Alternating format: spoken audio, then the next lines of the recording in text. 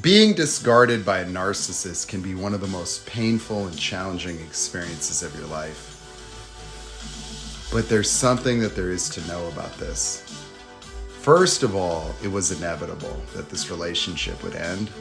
Second, being discarded by a narcissist is the best potential outcome of these relationships, and I'll explain why. Many people did not have the good fortune of being discarded, and they had to initiate a breakup. The problem with this is that when you initiate a breakup with a narcissist, it often leads to a narcissistic injury, which essentially puts the narcissist into their original trauma state and makes them very, very dangerous. All of the darkest emotions that you could ever imagine are what's inside the core of these individuals. And when they experience that level of pain, they project that onto you. Many people, after breaking up with a narcissist, watch this person's life fall apart and then became that narcissist's obsession. These people can vow vengeance on you, and this can be an unrelenting and uncompromised destructive pattern of behavior that can result in many, many catastrophic outcomes. They become very psychotic, very dangerous, very unstable. They can become stalkers. They can become people that are a direct threat to your life. And so it's not, to try to minimize what it is you're experiencing, but it is to tell you that as painful as that experience might be for you right now,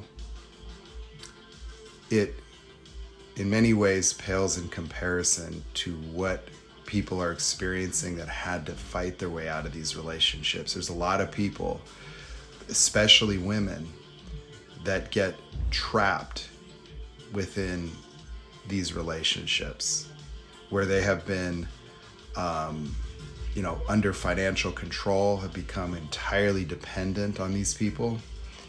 And it's very, very difficult for them to see their way out.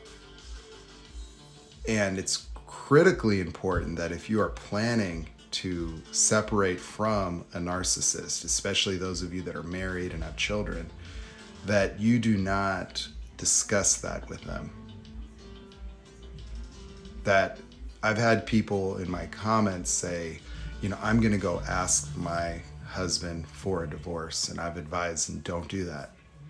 What you need to do is you need to plan your exit very, very carefully and in a very covert manner to make sure that you're safe, to make sure that you have somewhere to go, to make sure that you have everything in place so that you can leave and be assured of your safety.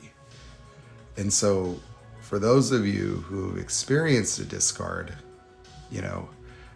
as it is a horrendous experience, that there is no, good experience with these people, but being discarded by them is by far the best case outcome. What there really is to recognize is that people with narcissistic personality disorder are among the most afflicted and mentally ill people in our societies. That it may be second to only schizophrenia in terms of the reality of this particular mental condition. These people do not operate in the same reality as intact people. When you're talking about a personality disorder of this type, you're essentially talking about an individual who did not develop a personality, an individual that's entirely incapable of any form of transformation or growth. That in the best case scenario of a narcissist being entirely self-aware of their own condition, it does nothing to enable them to exist beyond the boundaries of the disorder.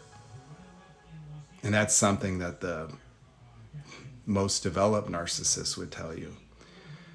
And so while it's heartbreaking and disheartening and horrifying what these people have done to you, the reality remains that being discarded by a narcissist is by far the best case scenario. By far.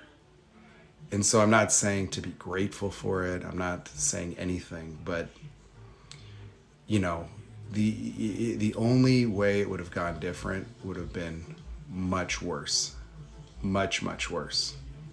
And so that's the message, is that being discarded by a narcissist is the best outcome available in these relationships.